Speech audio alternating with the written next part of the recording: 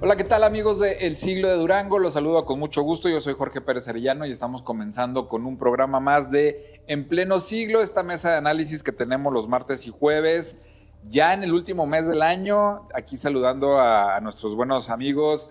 Leo Álvarez, ¿cómo estás? Muy bien, Jorge. Buenas tardes. Estar aquí este martes. Víctor Montenegro, ¿cómo estás? ¿Qué tal? Pues ya sabes, con el gusto siempre de estar aquí en este Gracias a ambos por estar aquí. Hoy, por cierto, con una columna de Leo publicada, que precisamente vamos a empezar con eso. Y pues bueno, también insisto, último mes del año, ya estamos 2 de diciembre. Nos llegaron las fechas fatales, ¿verdad? Claro, ya. sí, claro. Eso lo vamos a tocar un poquito más adelante porque efectivamente diciembre creo que va a estar muy movido, a diferencia de otros diciembres por distintas cuestiones.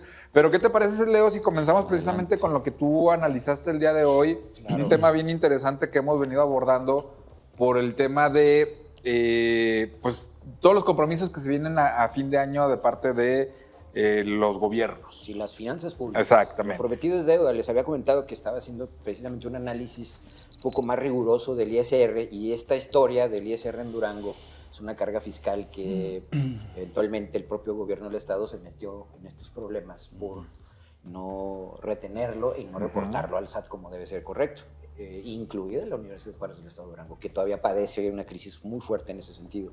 Esta historia, desde mi perspectiva, nace, yo la conozco desde el 2007, cuando precisamente se da la reforma a la ley del ISSSTE, parecida a la ley del IMSS del 2007, para el tema de las cuentas individuales y la ley del régimen anterior. Ahí trabajaba en ese entonces yo para la Secretaría de Hacienda, y la Secretaría de Hacienda tiene muy clara la historia de cómo el estado de Durango eventualmente, sobre todo en el sexenio de Aispuro, hay que decirlo claramente, en el sexenio de Aispuro trataron, desde mi perspectiva, esa es una opinión personal, trataron de replicar lo que se hacía en la UGED. La UGED no retiene el ISR de los trabajadores, de sus maestros, de sus sindicalizados, etc. Y eventualmente tampoco pagaba lo que se necesitaba pagar, sus aportaciones del ISSSTE.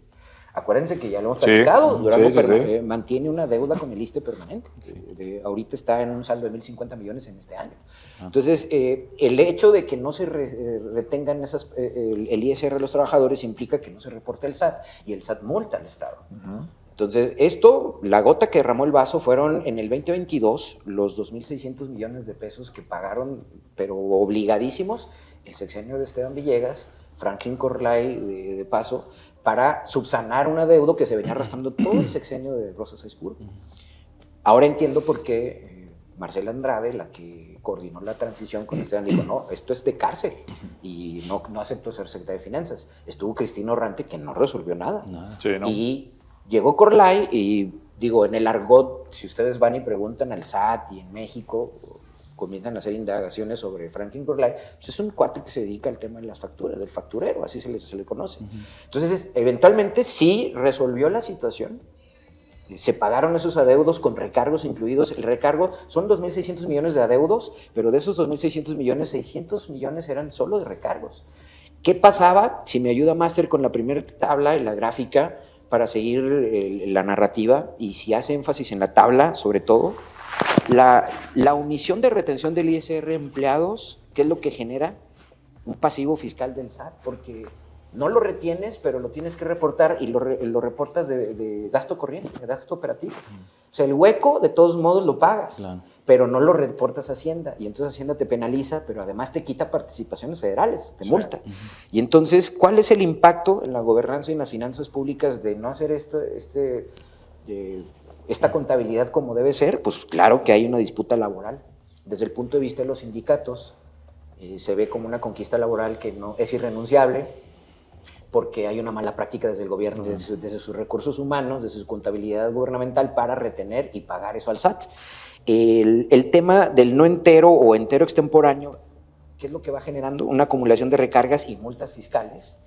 Y esto generó, insisto, cuando hace 15 días que reportan el programa de reactivación económica, ¿se acuerdan que Corlay y Esteban estuvieron ahí platicando en la palestra, diciendo que se habían regularizado y que ya las finanzas estaban estables? Que estaban en semáforo. Es correcto, un puntito para Corlay. Unas semanas atrás. Sí, claro, o sea, porque llegaron a regularizarse en el 2022 el adeudo de todo el sexenio de Aispuro. ahora entienden por qué se desviaron participaciones o aportaciones de los municipios. Sí. Se regularizó, pero ve el golpe, 2.600 millones, que persiste todavía y que el costo mensual de deber eso era 80 millones de pesos. Eso es lo que le costaba de Hacienda a Durango en el presupuesto. Ahora, ¿qué es la otra parte? Hay una incongruencia en las nóminas, que son los famosos CFDI, y la declaración del entero, sobre todo por lo que dice el artículo 3b de la Ley de Coordinación Fiscal, porque obviamente si los trabajadores del Estado en aquellos tiempos, y sobre todo los de la UGEL, revisan su nómina, no está retenida. Y al no estar retenida, cuando se regularice esto, pues, los que van a ser evasores fiscales son los trabajadores. Sí. O sea, es algo muy serio, ¿no? Y claro. se consintió. Entonces, ¿qué pasa? Hay una pérdida de retención de participaciones federales afectando la liquidez estatal porque estás agarrando el dinero para cubrir lo del gasto corriente. Eso es, digamos, la parte general. ¿Qué es el comparativo de los costos? La siguiente tabla, si nos ayuda, Master. Pues aquí el gobierno del Estado, la deuda acumulada, como ya les decía, llegó a ser de 2.600 millones de pesos en 9 meses. Y claro que estos son créditos fiscales acumulados más recargos, que hay que decirlo, insisto, palomita para Corlay, pero pues es un facturero, se dedican a eso con despachos, inclusive de nivel nacional, que vienen a arreglarle la situación del ISR. Pues claro, porque hay incentivos, de acuerdo a la Ley de Coordinación Fiscal también, y del recurso participable ramo 28, el Estado es corresponsable con la Federación de cobrar los impuestos. Y cuando tú reportas a tiempo el ISR, hay un rubro, un convenio en el cual te devuelven el 100% del ISR retenido como un incentivo por haberlo cobrado bien. Sí. Pero pues Durango lo dejó de cobrar casi todos los 6 años de Ispuro y poquito más, ¿no? Entonces, en la UGED, el costo es de 84 millones al año, de que no reciben recursos federales adicionales, pero además el daño al gasto corriente, porque eso es lo que tienen que cubrir la OGED por esta práctica que llevan años no reportándola al SAT, y esa es ahorita la condición que tiene la Secretaría de Hacienda para regularizar finanzas públicas en la OGED. Entonces imagínense el costo laboral que sería regularizar, y claro, recuerdo yo con Rubén Solís, se intentó hacer una especie de lanzar planes de arreglo económico a mediano y largo plazo para compensar a los trabajadores, pero lo que sí tienen que hacer es ya reportar en la nómina la retención y luego ellos reportar el pago a Hacienda, cosa que todavía no se hace. En la UGED es muy grave todavía ese asunto. En el Estado ya se regularizó parcialmente. ¿Dónde queda el problema en la UGED? Y nos vamos a la gráfica número 3. Estas estrategias que le llamamos en Hacienda, o la gente de Hacienda le llama mitigación laboral y opción de compensación. La eliminación inmediata del subsidio, ahorro fiscal del 100%, que es aquí a través del convenio 3B ISR que ya les comento. La retiene el Estado, la paga y luego Hacienda se la repone al 100%. Entonces, el tema es que sigue persistiendo el subsidio en el Estado, a trabajadores del Estado y al magisterio, en el aguinaldo. No sé si ustedes se han enterado que en últimas fechas también se empezó a acusar, así como el tema de la tenencia que el gobierno empezó a decir y a filtrar, que la federación quería cobrar la tenencia, falso. Así también empezaron a decir que se quería ver la federación poner un impuesto al aguinaldo. Al aguinaldo. Es falso. Es un subsidio que no hayan cómo quitar, porque realmente se lo están observando en Hacienda todavía a todo el grueso de trabajadores del Estado y al magisterio. Imagínense que la sección 44, 22 de los maestros les comiencen a regularizar en el recibo de nómina el no subsidio del aguinaldo. Pues sale. Ya hubo un problema de esos en la UGED en el 2021, el 2022. Sí. Entonces, aquí el problema es, la UGED propuso una eliminación gradual, y ese es un modelo, ahorro escalonado, ¿no? Con una quita del 25% anual para que en 4 años máximo quede compensado y no haya una afectación al poder adquisitivo de los trabajadores. Pero bien pones ahí en consideraciones, tendrían que estar de acuerdo los sindicatos. Exactamente, pues esos no han querido. Exacto. Dentro de la UGED no lo han querido. Y dentro del gobierno del Estado se regularizaron en general a la burocracia estatal, pero no al magisterio. Y en el magisterio, sobre todo por el tema del subsidio al aguinaldo. Claro. Entonces es una bomba de tiempo, claro, porque al final de cuentas todavía siguen en esa anomalía fiscal el gobierno del Estado, no reportando en las nóminas, pero tampoco en el pago al SAT. Y entonces sí hay que reconocer, insisto, que la llegada de Corlay, curiosamente, coincide con que estén arreglando lo del ISR que se debía, se paga, pero no se ha solucionado el de fondo. Aquí el asunto es que están sujetos a un convenio muy específico que es el 3B ISR de la Ley de Coordinación Fiscal, en donde sí siguen subsidiando, pero solamente el aguinaldo. El asunto aquí es cómo demonios llegamos a una situación en la que desde recursos humanos, desde la contabilidad gubernamental, se dejó de retener el ISR y reportarlo a la SAT. Esto solamente se explica, y aquí yo pongo mi granito de arena, las alternancias son positivas, porque cuando llega otro gobierno de otro partido, comienzan a analizar cómo se gastan los recursos y comienzas a darte cuenta, por eso es por qué no se pagan derechos de agua en el caso de los municipios, por ejemplo, o en el caso de la electricidad, por qué en el caso de la OGED esta práctica permanece y persiste, pues los sindicatos no han querido negociar. Y esto es una anomalía que viene desde los rectores con acuerdo de los sindicatos o los líderes sindicales. Aquí el asunto es hasta dónde están dispuestos a llegar, porque la OGED sigue manteniéndose en ese problema sistemáticamente y no hay recurso que aguante, porque las pensiones, la forma en que no están reportando el ISR al SAT y el pago de las aportaciones al ISSSTE los va a hacer tronar de una u otra manera. Y ya no existe papá gobierno municipal, ni papá gobierno estatal, ni papá gobierno federal que le dé recursos extraordinarios a la OGED para salir del asunto. Lo que sucedió ya en el Estado es que sí, ya se regularizaron en cuanto al 100% de la nómina, pero no en cuanto al tema de aguinaldo. Y persiste esta anomalía.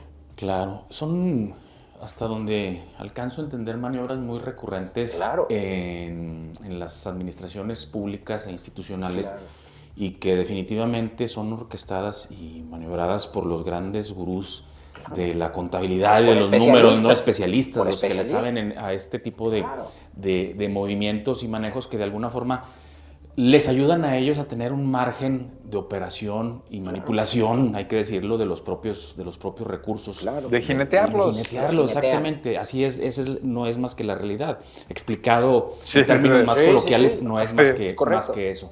Entonces, esto, pues lejos de meter en problemas financieros también al Estado o a las instituciones como las universidades, pues también les generan erogaciones, gastos también muy, muy significativos que también le merman a la misma economía. Es decir, la contratación, ahorita lo mencionabas, la contratación, por ejemplo, de bufetes, empresas dedicadas a esta situación, y luego que muchas veces tienen mucho que ver o hasta son propiedad de los mismos funcionarios son públicos. Vendedores de humo. Exactamente. Hay negociaciones. Y que cobran un dineral porque también. De cada peso que recuperas del ISR, cuando lo recuperas de Hacienda, hay un porcentaje muy notable para estos despachos. Y obviamente, por eso, insisto, la pregunta que yo dejo ahí maliciosamente también en la columna es, ¿a quién le conviene mantener este estatus? Claro. Pero al final, digo, y con todo esto que tú nos explicas bien, bien claro, que insisto, cuando se explica de esta manera, te das cuenta de cómo o por qué Durango trae este desorden financiero arrastrando desde hace años. Y efectivamente, imaginemos que no hubiera ganado Esteban Villegas la gobernatura, que hubiera sido... Marina Vitela. Exacto. Imagínate la bronca que se hubiera venido en ese tema, porque al final, digo, sabemos que es la misma coalición, ¿no? La que ganó. No, intocables. No pasó nada y se buscó un despacho externo que sea el que medio me arregle, obviamente no gratis. No. Obviamente no Está gratis. contra los recursos participales. Exacto. Pero si no, ahorita estaríamos viendo, digo, y me llamó mucho la atención que ayer vi, por ejemplo, en la página de Facebook de la Fiscalía Anticorrupción, subieron la imagen del exsecretario de Finanzas. Sí, recurrentemente cada mes lo suben, ¿no? Sí, claro. O sea, insisten que está entre los... O sea, ahorita es el único señalado, ¿eh? Claro. El único señalado de esa administración. Pero estamos viendo todo esto. Si hubiera llegado la alternancia, ¿cuántos estarían involucrados en esto? Muchísima gente, porque aquí esto es una cascada. Imagínense, al final de cuentas, los trabajadores de gobierno son los que han perdido. Yo tengo indicios desde que Ismael hizo una actualización contable y gubernamental, porque además se sujetó la administración pública a un sistema Oracle nuevo en aquellas épocas. Se les dejó de subir el salario a los burócratas de confianza. O sea, desde ese entonces no se les sube el salario. Ahí hay un tema. ¿Por qué? Porque los incrementos están a base de compensaciones fuera de la nómina. Y estos son irregulares. No se está reportando un incremento al salario formal. Claro. Se están dando premios fuera de la nómina, pero esto es perjudicial para la base de confianza, sobre todo. Número uno. Número dos, como lo dices bien tú, aquí ese es un daño, el contratar despachos que están vinculados a los que dirigen las operaciones, porque llevan una tajada de porcentaje de ganancia, pero ¿y qué me dices de lo que dejamos de invertir en obra pública, en infraestructura, en servicios, en salud, en educación? Pues ahí estamos hablando, fíjate, la UGED de 84 millones al año que saca de su presupuesto para pagar los adeudos y los recargos.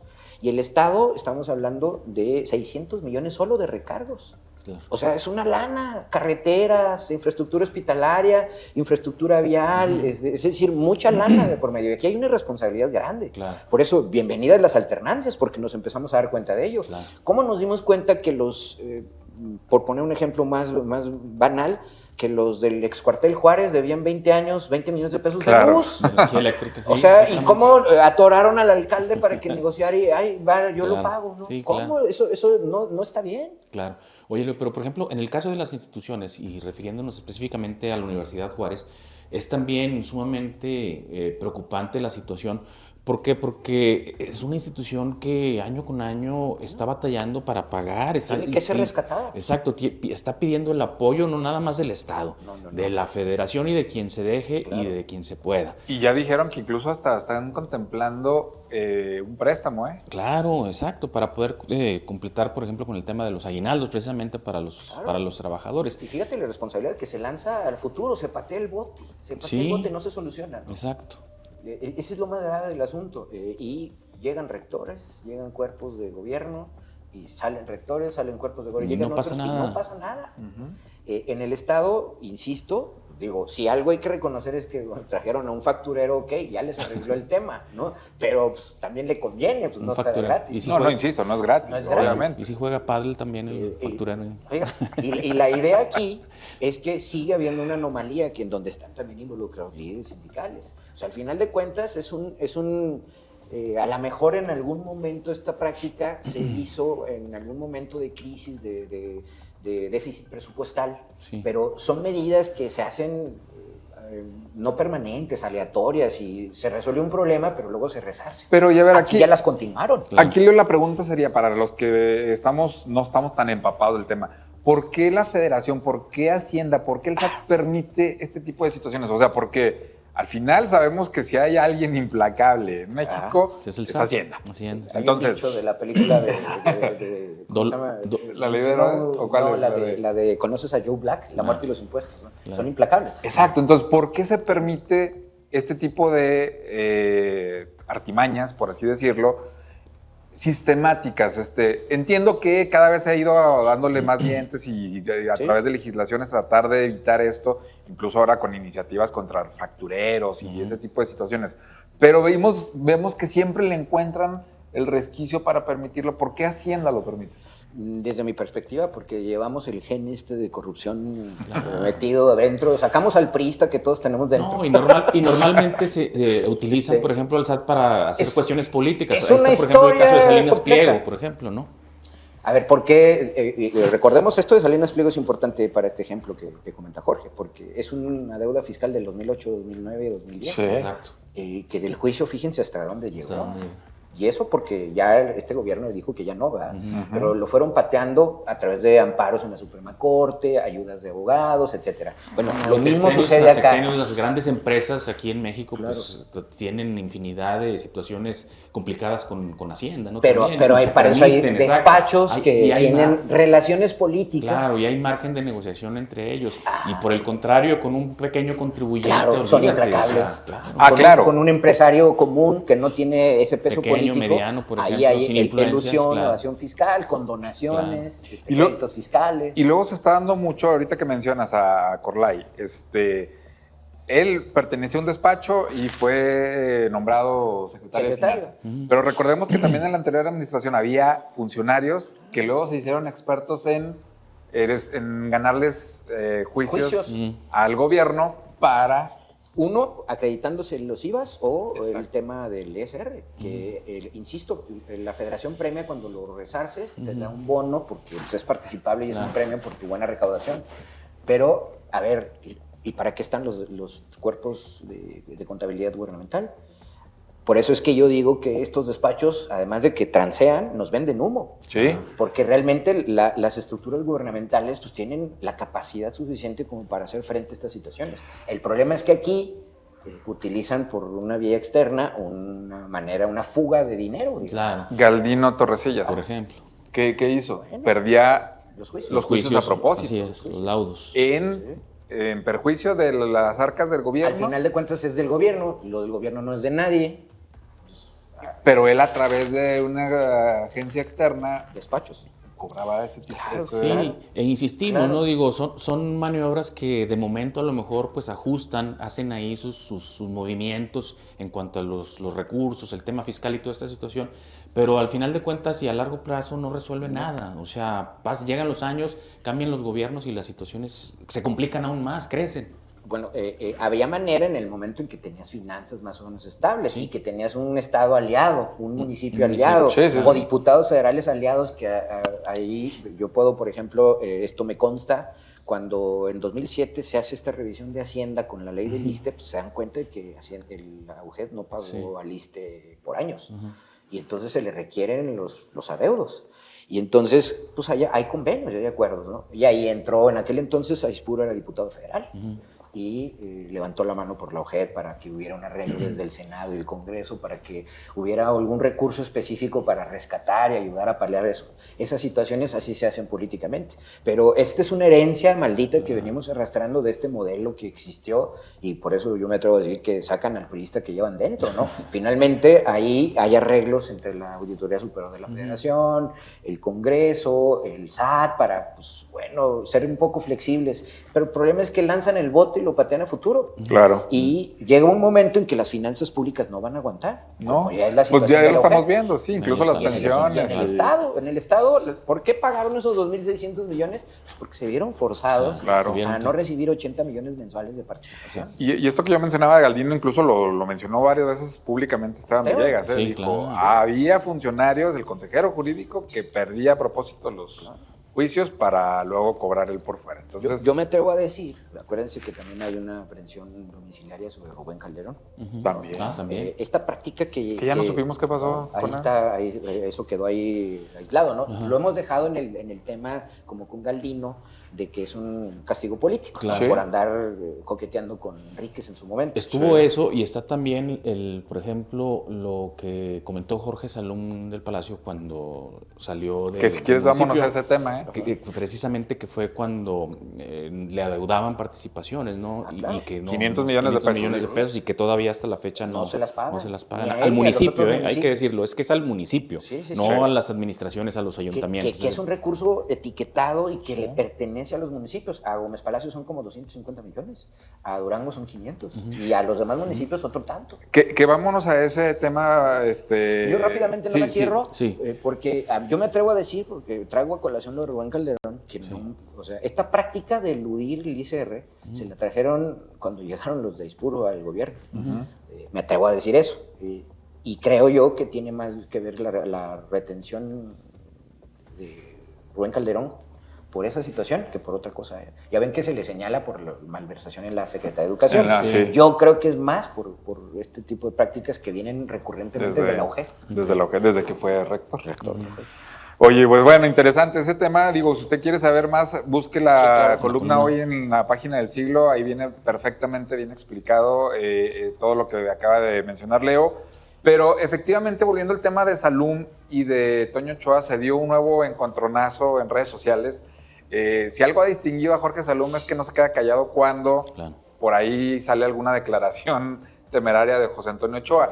Y precisamente una de las cosas que reclama Salum, Toño Ochoa presume el tema de la obra pública, diciendo que él en 4 años ha hecho más que los 2 presidentes municipales. A mí lo que no me queda claro todavía de José Antonio Ochoa es cómo atreverse a criticar a Jorge Salum cuando él fue parte de su equipo, fue su coordinador de campaña. Él tomó decisiones en ese ayuntamiento. Entonces, cada que critica a Jorge Salum, se está criticando también a él mismo. Un balazo en el pie. Tomó decisiones, Toño Ochoa, y también se hizo de posiciones, hay que decirlo, porque mucha gente de él, del mismo Toño, estuvo trabajando en el ayuntamiento de Jorge Salum del Palacio. Yo creo que Salum, lejos de ser pues un político como todos, como todo ser humano también, con aciertos y con errores, y que definitivamente su administración hubo buenos resultados, pero también hay que decirlo, hay cosas que se hicieron mal, hubo sus errores, ¿no? Como en todos los gobiernos. Y hoy ya en Movimiento Ciudadano yo lo veo a Jorge Salum, lo percibo así. Creo que si no es el único, cuando menos uno de los muy pocos críticos que se atreven a señalar, no nada más al gobierno de Toño Ochoa, sino al del propio gobernador Esteban Villegas. En un Durango donde no hay una oposición, no hay una crítica, no hay contrapesos, más que la columna que se publica el lunes, miércoles y viernes aquí en el siglo, perdón, Golba. No, sí, definitivamente yo creo que su crítica y sus señalamientos es muy válida y sobre todo muy necesaria en este Durango, porque se atreve a decir lo que en Durango todo el mundo sabe. Claro, pero nadie dice. Nadie quiere decir por conveniencia, por temor, por intereses, por lo que tú quieras.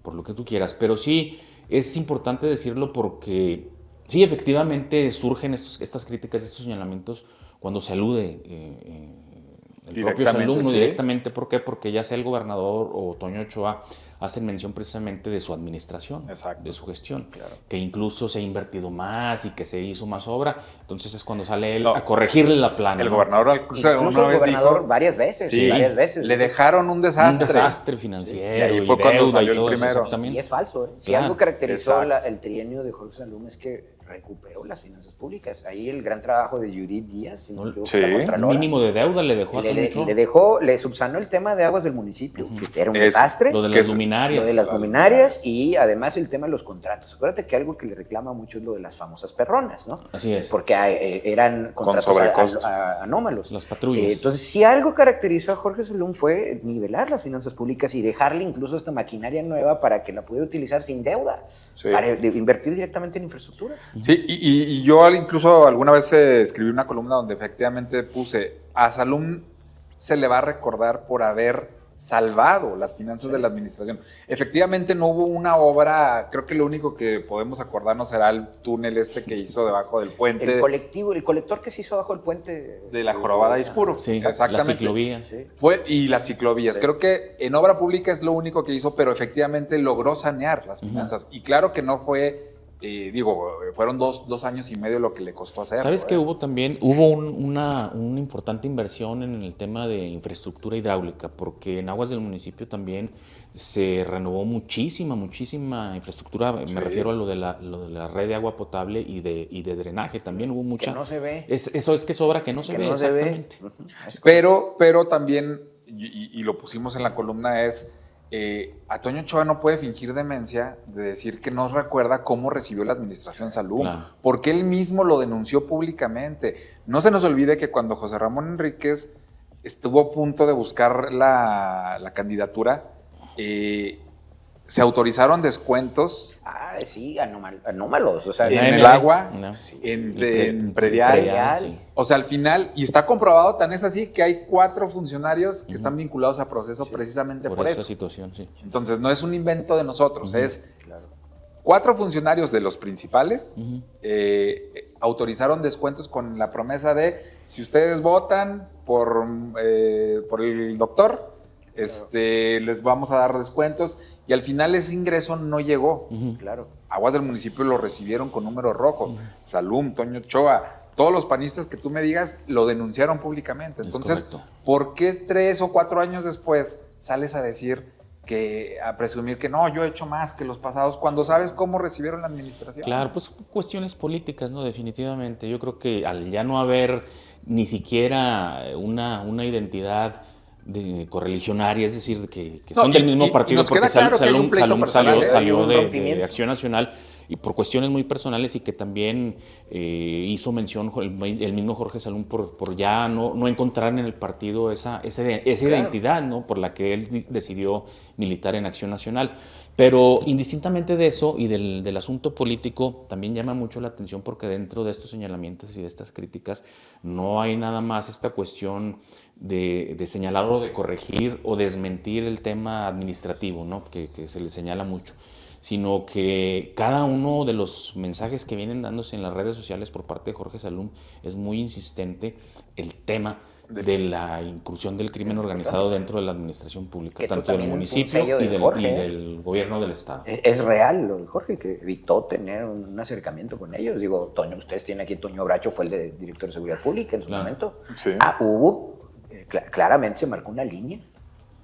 Sí, presiones y lo hemos sabido. Sí, es correcto. Entonces, es en ese sentido que pues, se hacen dobles los señalamientos hacia las administraciones y como les comento, digo, tanto es en contra del mismo Toño Ochoa y en contra del gobernador del estado e inclusive pues haciendo hasta alusiones personales. No sé a quién se referirá, por ejemplo, cuando le dice ahí en uno de los tweets que se esconde detrás de las faldas de alguien, ¿no? O sea, hay muchísima más gente involucrada en este pleito. Sí, habla de moches también, por ejemplo. Y de situaciones muy complejas que no sale Toño Ochoa a desmentir, sino que únicamente, bueno, pues la única respuesta es esa, ¿no? Denostar, criticar, cuestionar y decir que el trabajo de las dos anteriores administraciones, porque hay que decirlo, lo relaciona incluso con José Ramón Enríquez.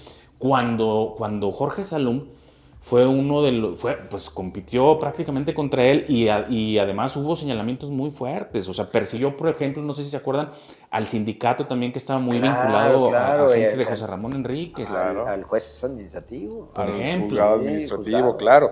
Sí, no, tienes toda la razón. O sea, yo a lo que voy es, no se le puede olvidar a Toño Ochoa cómo llegó él coordinando la campaña de Jorge Salum, donde se denostó, se acusó públicamente a José Ramón Enríquez. O sea, eso no se nos puede olvidar. Claro. Y luego, si ahora se puede presumir obra, presupuesto participativo, todo lo que tú quieras, es gracias a la labor que hizo Jorge Salum.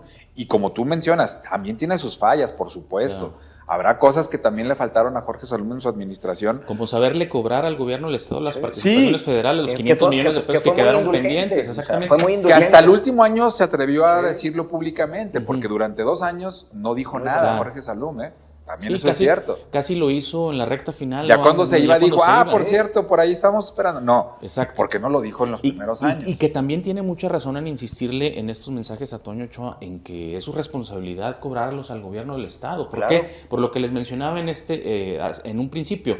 Es un adeudo que es con el municipio, con Durango municipio, no con una administración pública no ni pasada pesos, ni presente. 500 millones. 500 millones que son para el municipio, que se pueden utilizar obviamente en todas estas obras o incluirlo en estos millones y millones de pesos que dice Toño Ochoa que va a invertir en esta segunda parte de Pues fíjate, el presupuesto participativo que están ahorita moviendo es de 50 millones, es 10 veces más.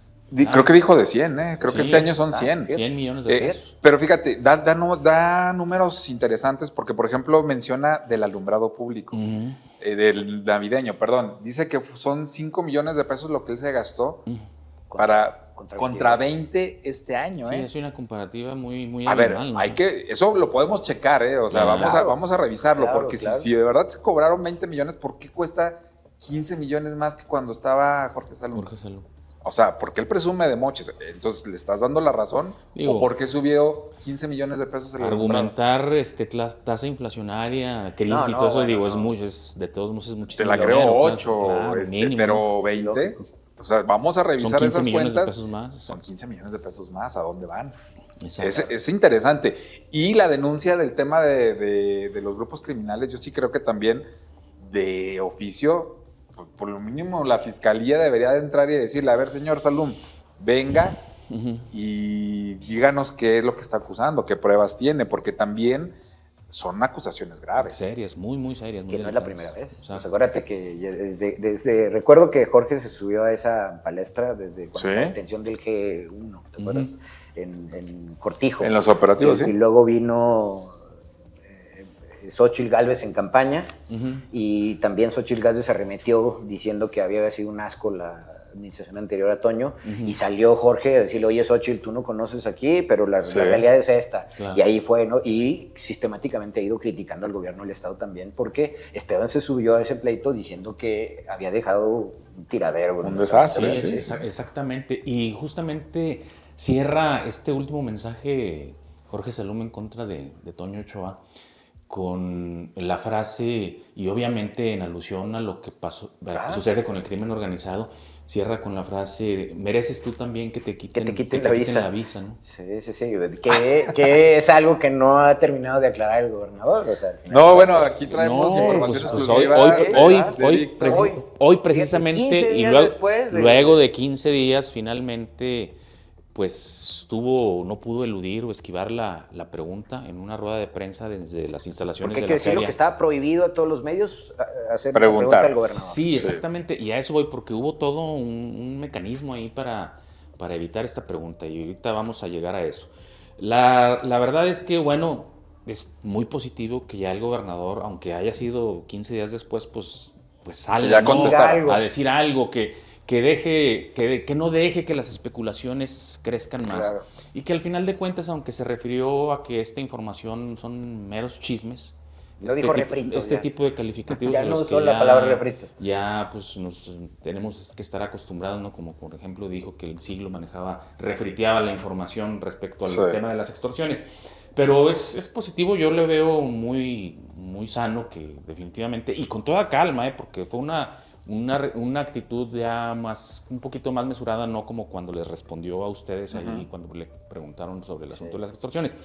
Pero la verdad es que no coincide con la respuesta que da. Digo, yo lo manejé en la columna que hace unas semanas también, cuando toqué este tema como una de las posibilidades para justificar el que no haya ido al viaje, a la gira a los Estados Unidos en promoción, ¿no? Para traer que él mismo había anunciado. Sí, una de esas posibles justificaciones podría ser el asesinato del exfuncionario público allá en Gómez Palacio. Y optó por darle esa salida, ¿no? El tema de la inseguridad. Pero la verdad es que no coincide. Las fechas. A ver, vamos a hacer un recuento cronológico. El gobernador el 10 de noviembre anuncia la gira en la rueda de prensa, que es donde les digo refuteros. Donde estaba enojado. Estaba enojado. Y ahí mismo dijo, muy entusiasmado, pues que él iba a encabezar la gira y que iban a irse el siguiente fin de semana luego de ese día. Que era día 15. Era 14, 15. Viernes. 14, sábado 15. Y el asesinato ocurre el lunes en la mañana. Hasta el 17, ¿no? Hasta el 17. El día del puente, el festejo. Entonces, no coincide. La verdad es que no coincide ahí en términos de fechas. No sé, igual y a lo mejor ya andaba por allá y sucedió y se regresó. A lo mejor sería un poquito más creíble, ¿verdad? Pero no hay evidencias. Pero no hay evidencias. ¿Por qué? Porque además surge esta información de Illicit Investigations, donde dice que el vuelo... es un colectivo de periodistas que cubren crimen organizado. Exactamente, notas información sobre el crimen organizado y que además hace investigación al respecto, muy profunda. Y ellos mencionan que fue aquí en el aeropuerto Guadalupe Victoria. ¿Por qué? Porque se contrató un vuelo privado, una empresa privada muy conocida norteamericana, y que fue aquí, precisamente aquí en Durango, en el aeropuerto Guadalupe Victoria, donde no le permitieron subir a bordo del avión por esta alerta, por esta advertencia de parte del gobierno de los que no Estados era Unidos. De que le quitaran la visa, sino exacto, que estaba en revisión administrativa. Exacto. O sea, no que se la habían cancelado, no que se la retiraban, no nada de eso, nada más que no podía ir. ¿Por qué? Porque su documento estaba en revisión. Cuando una situación de estas ocurre en Estados Unidos, aunque no te cancelen, aunque no te la quiten, aunque no te dejen entrar, cuando te dicen, a ver, estás en revisión, eso todo lo que significa es que tu documento, o no nada más el documento, sino que todo un expediente está en los escritorios en los Estados Unidos, en las dependencias que se encargan de la una suerte de historial. Exacto, donde se está analizando todo un expediente, todo un catálogo sobre lo que se dice, sobre la información que ya está confirmada y sobre también lo que puedan tener ellos como testimonio por parte de los testigos protegidos. Claro.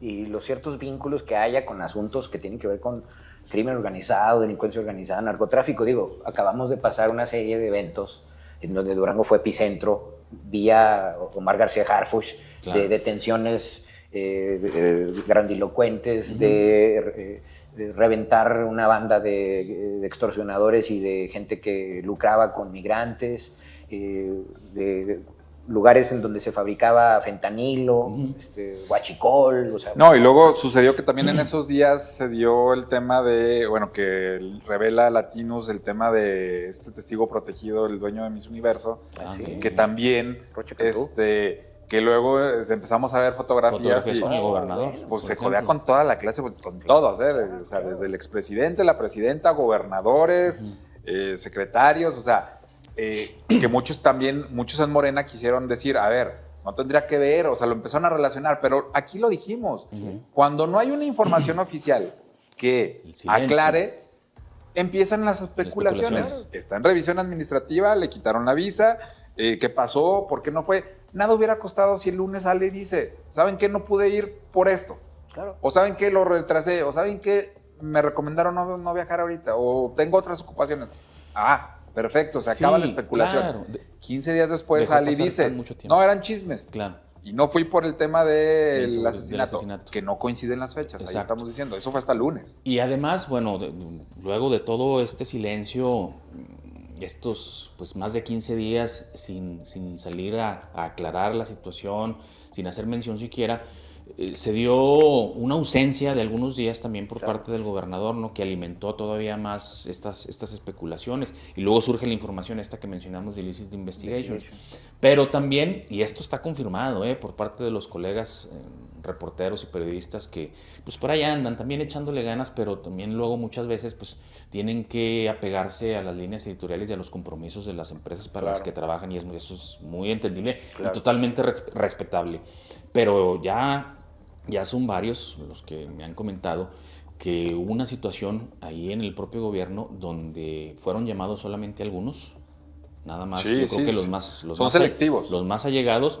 ¿Para qué? Pues para tratar de hacer pues una lista, ¿no? Para acreditarlos, obviamente, incluso en algunos casos hasta con una credencial o un gafete especializado ahí para tenerlos bien plenamente identificados, obviamente para tratar de esquivar esta preguntas. Que al final de cuentas pues se les fue, o sea, tuvieron que responderla. Definitivamente, aunque haya sido ya después de 15 días, pues qué bueno, pero pues qué malo que no coincida con las fechas con las que se dio Pero como tú mencionas, sí está comprobado, porque tan es así que a nosotros como Siglo de Durango ya nos habían expulsado del grupo de difusión. Cuando dijimos que era ilegal, porque al final es derecho a la información, nos reintegraron. También lo hicieron en el municipio, también. No, y además, este tipo de prácticas o maniobras por parte de comunicación social, pues también tienen que ver mucho con eso de eliminar a la gente o a los reporteros de las fuentes gubernamentales de este tipo de grupos, ¿no? De listas de difusión o de grupos donde se comparte la información oficial del gobierno del estado.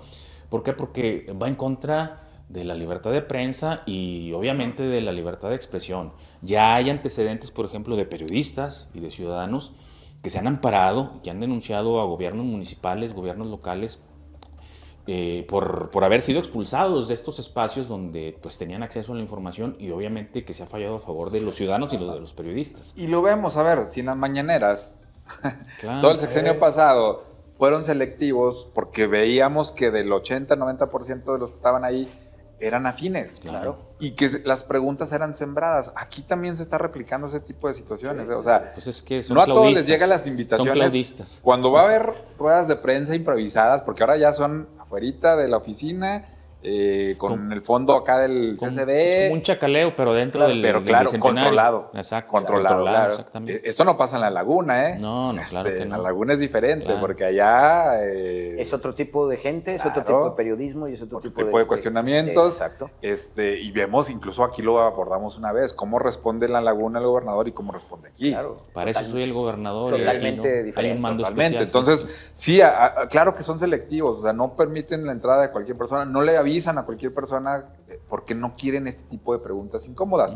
Ahora, ok, están en su derecho, ellos sienten, pero pues sal a aclarar las cosas. Si sales un día, 2, 3 después a decir no pasó nada. Yo creo que todavía unos 5 días todavía es prudente, pero 15, más de 15. Digo. Y salió porque se filtró y se hizo esa pregunta. Sí, claro. Porque si no, no se hubiera hecho esa aclaración. Exacto.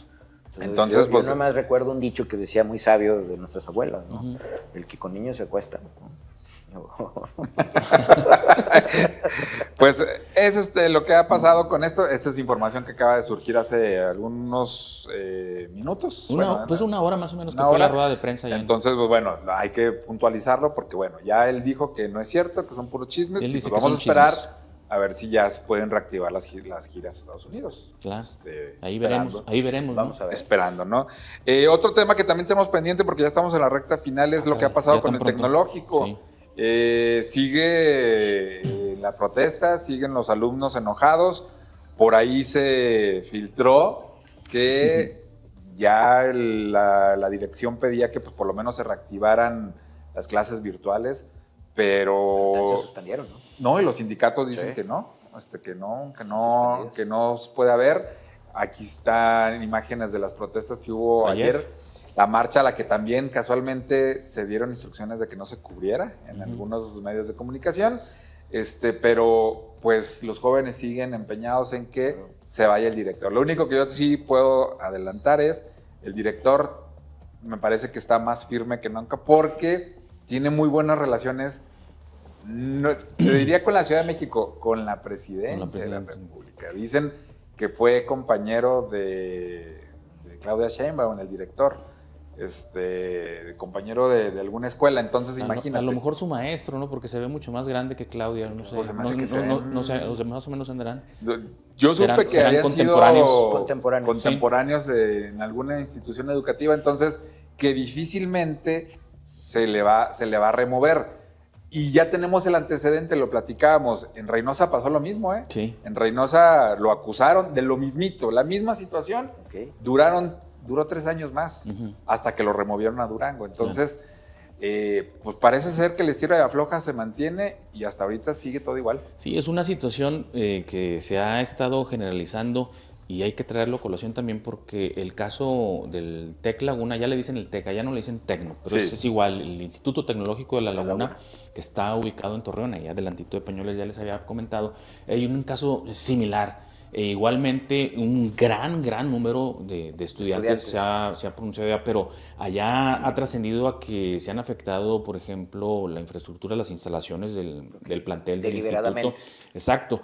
Y que incluso el propio director de allá del tecnológico ya amedrentó con poner una denuncia específicamente contra los liderazgos de estos grupos de estudiantes que han estado, pues de alguna forma, pues reclamando su derecho, ¿no? A estar siguiendo su educación en instituciones dignas, ¿no? Para lo que están ellos aspirando, ¿no? En su momento a ser profesionistas.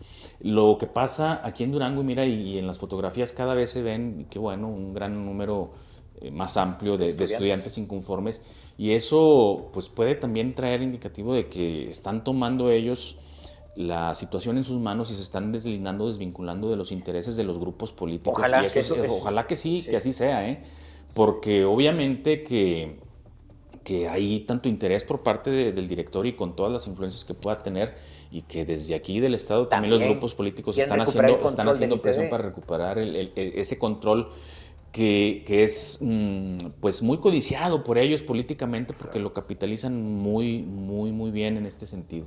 Entonces, pues qué bueno, ojalá que logren algo, pero digo, con ese nivel de influencias allá en el centro del país se me antoja más complicado, y que incluso pueda brincar el año, pueda trascender allá más allá de creo enero. Que va a transitar para allá si no hay un arreglo. Y yo lo que puedo decir es que lo que he indagado es que la federación está viendo, y lo va a sostener, porque está viendo nexos estudiantiles políticos con lo local.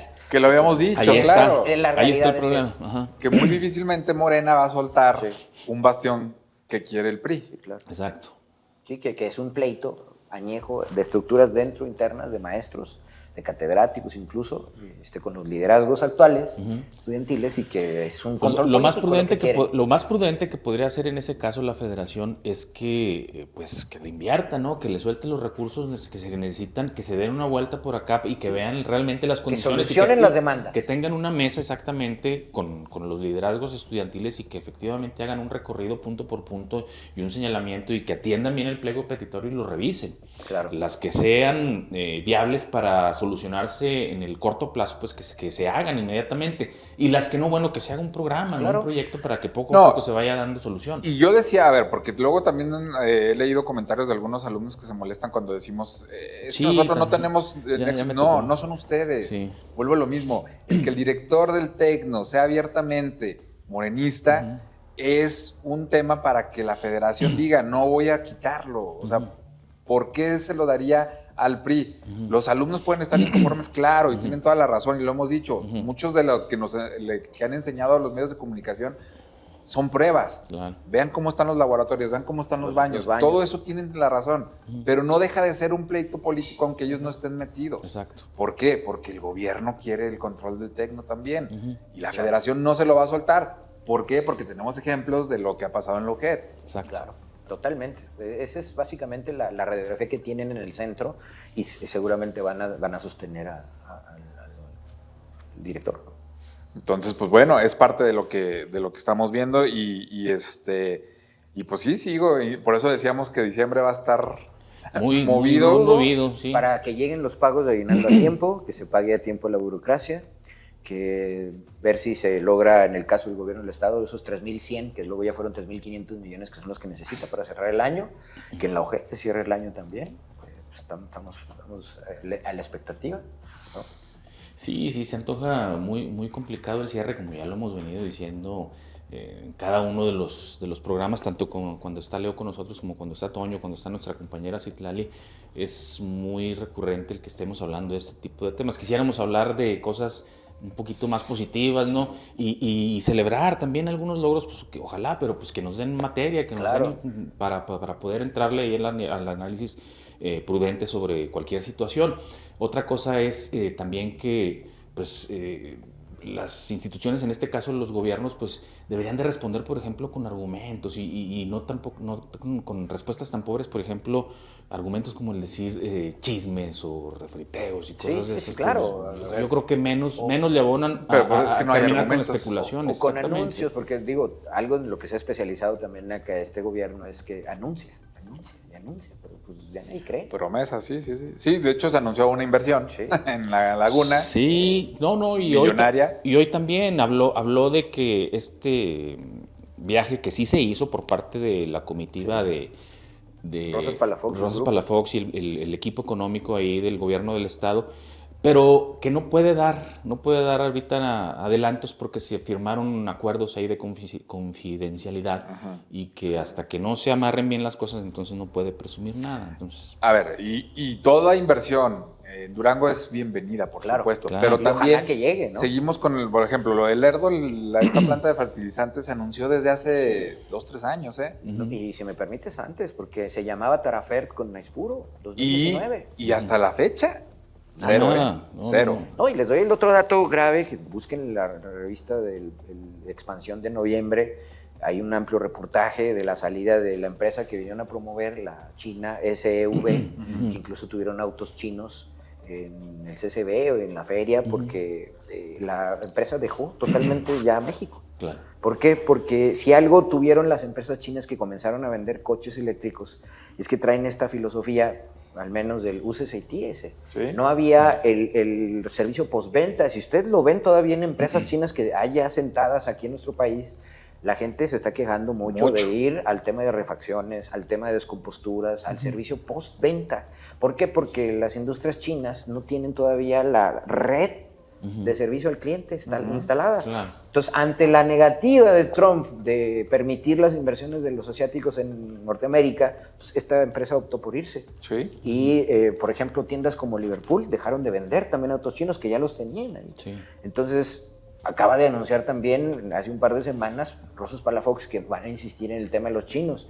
Pues me parece que la realidad no está checando con lo que están diciendo. No, y también se fue una empresa española que también habían prometido. Por ejemplo, y precisamente en la rueda de prensa de hoy, de esta mañana, del gobernador Esteban Villegas, vuelve como que le tiene mucha fe a ese asunto de la inteligencia artificial. Si bien no dijo qué empresas es una de las con las que se reunieron en esta gira por Estados Unidos, sí comentó que es una que es de tema tecnológico, propiamente de inteligencia artificial. Nvidia. Bueno, no dijo. Tal vez parece que después. No dijo el nombre.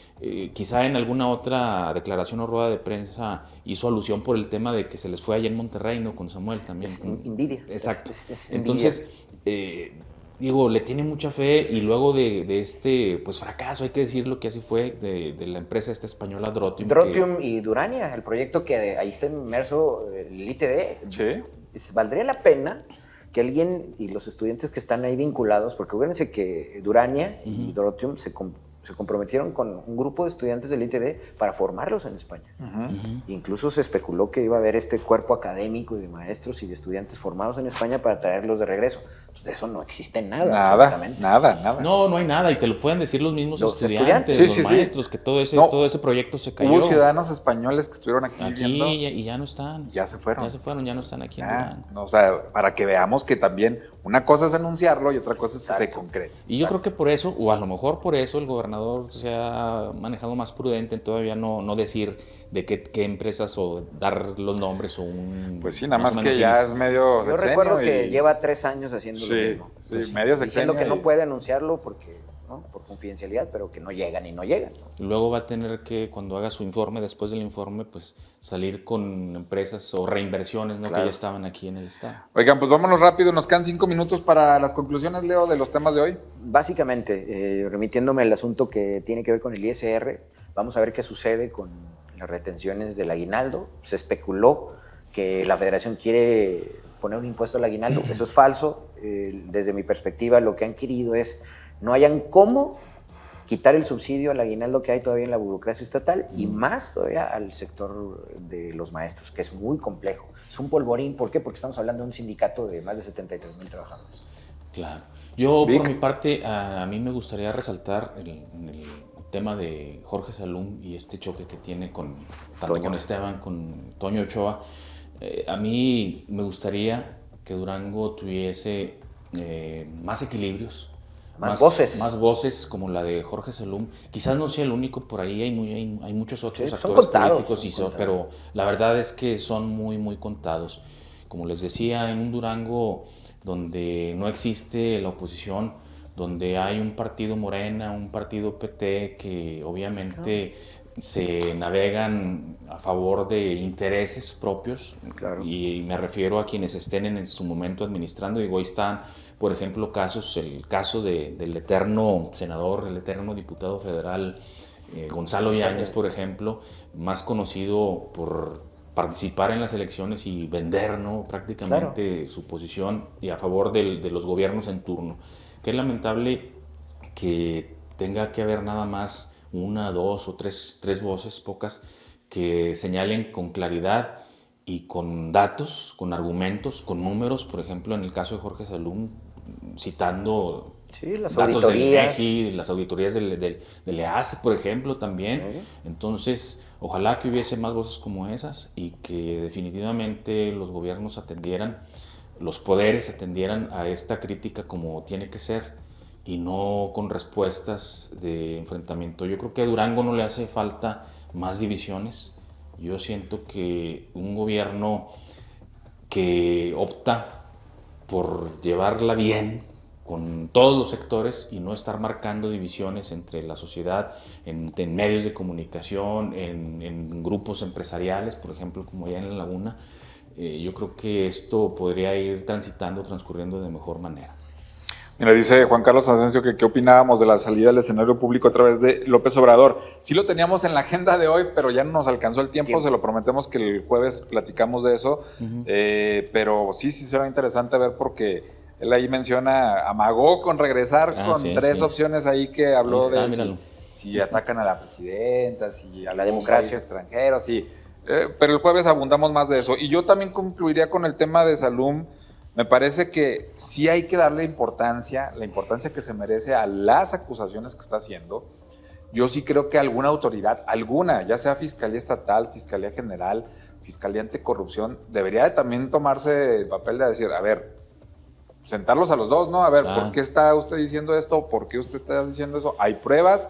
Porque por ahí también traemos pendiente el tema de la iniciativa de Otniel García, donde si fuera aprobada esa iniciativa, hoy Toño Ochoa podría acusar a Salum falsas acusaciones y meterlo a la cárcel, ¿eh? Claro. Ojo. Sí, es un asunto que debe también de analizarse muy, muy a fondo. ¿Por qué? Porque ya han sido muy claras organismos internacionales y nacionales que defienden los derechos de los periodistas y de la libertad de expresión en señalar que este tipo de argumentos, falsas acusaciones, son bien ambiguos. Son muy ambiguos y que incurren en violentar la libertad de expresión. Si esa iniciativa ya estuviera aprobada, hoy Toño Ochoa hubiera dicho, Salum me está acusando falsamente de cárcel. Pueden ser hasta 10 años de prisión para Jorge Salum. O no estábamos aquí los tres ahorita sentados. Claro, o sea, ese es el riesgo de ese tipo de iniciativas. Entonces, sí hay que tomar las acusaciones en serio y no estaría mal que también José Antonio Ochoa saliera y dijera, a ver, sobre estas acusaciones, ojo, no me gasté 20 millones en el alumbrado, no tienen sobreprecio las perronas, no estamos al servicio de los grupos. No hemos contratado más deuda. Exacto. Que también ha contratado Tiene deuda. que salir a aclarar, pero bueno, vamos a ver qué pasa. Y pues jóvenes, como siempre, un placer estar con ustedes. Gracias, Jorge. Nos vemos el próximo jueves en otro programa más de En Pleno Siglo. Muy buenas tardes. Gracias.